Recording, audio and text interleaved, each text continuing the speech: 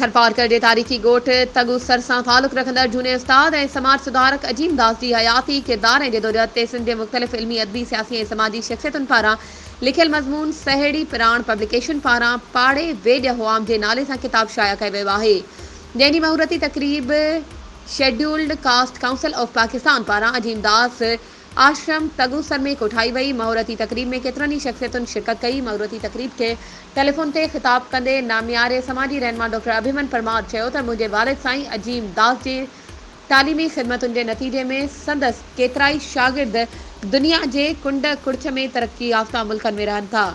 Doctor ज़ुल्करनैन रुस्तमानी चयो त तालीम ऐं भलाई जे कमनि में साईं अजीम दास जूं काविशूं इंतिहाई साराह जोगियूं आहिनि।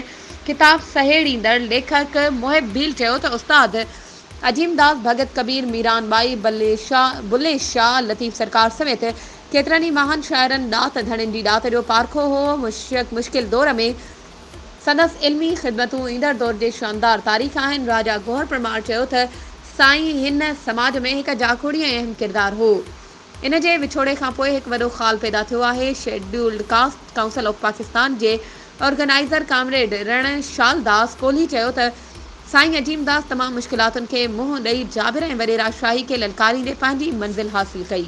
वधीक ख़बरुनि ऐं अपडेट्स जे लाइ असांजे चैनल खे सब्सक्राइब कयो ऐं हा बेल आइकन खे प्रेस करणु न विसारिजो त जीअं असांजी हर नई अचण वारी वीडियो तव्हां ताईं पहुची